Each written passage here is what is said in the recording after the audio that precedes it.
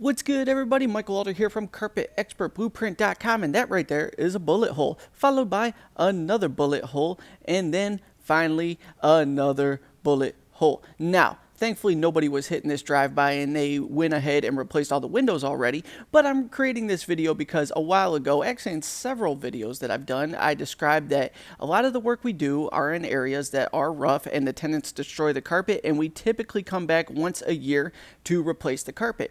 So if you went back to the video library here, somewhere in February or March of this year, I recorded a video in this same exact spot, cutting this seam in a double cut fashion and seaming it together. Yes, these tenants didn't even live in this property for 6 months. There was a drug deal gone wrong, which caused the house to get shot up in a drive-by. Like I said, nobody got hurt, thank God, but the tenants did destroy the property as well. So I am back 6 months later, redoing the carpet here. So in this indoor-outdoor carpet, we are double cutting through both pieces, and we are going to seam it together, and I'm also going to show you a little trick you can use to avoid using seam sealer.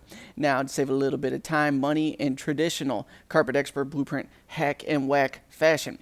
So I cut through both pieces with a razor sharp blade. You got to make sure your blade is sharp or it's going to be all bad. There's going to be frays everywhere. Unroll your seam tape, cut it to length, and we're going to unroll fold under the ends when I put it under there. So check this out. Put a little fold at one end just to bump it up on the tack strip.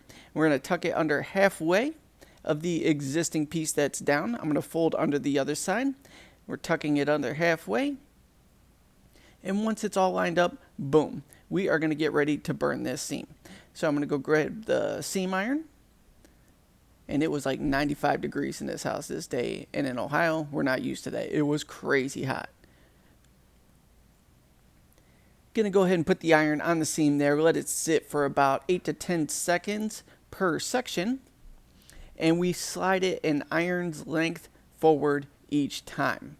Now, the big thing with indoor-outdoor carpet is you want to make sure you don't have any small snags or loops that are hanging loose, because that is going to be disastrous in the very near future. Kind of hard to see from this angle right here, but I have this little swoop technique where I lay down the one piece and then the secondary piece, I kind of fold it down and just get a little bit of that seam glue on the edge acting as my seam sealer, and then go ahead and slide the two together, and that seals the edges. And oh my gosh, I'm actually using a tractor on this one. Take note, because I never do that in my hack styles. So go ahead and drop that down. You see how I swoop it just a little bit and get some of that seam tape glue on the edge. They smash together and we're good to go, and I just continue moving right along like no big deal. So like I said, every 8 to 10 seconds, slide that iron forward. Check what you put together already, and if you find a small loop that wants to work its way out, just push it down with your blade. It'll catch in the glue like you may have seen me do right there, and you'll be good to go. Swooping again, putting it together. And then I'm going to go ahead, grab the tractor, blend it in, and if I see any little fuzzies or loops, just tuck them down with your blade and keep pushing forward.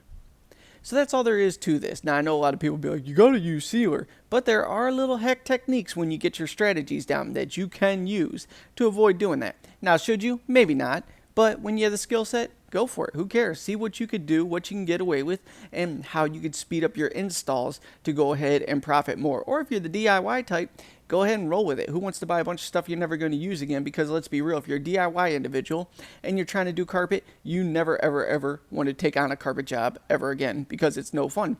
So that's all there is to this. And when you get to the other end, like I am right now, we're going to go ahead and swoop it upwards. Get ready for it. Boom. Slide it forward and keep the bottom on the tape. You know how I kind of swooped it up towards the wall, and that'll keep the seam tape from coming out with the iron and creating a big messy headache that you don't want to deal with. Blend it all together. You're good to go. Tractor it in. La la la la. Everything's good. Give me a thumbs up if you feel me. Ba-bam. And I'll see you on the next video.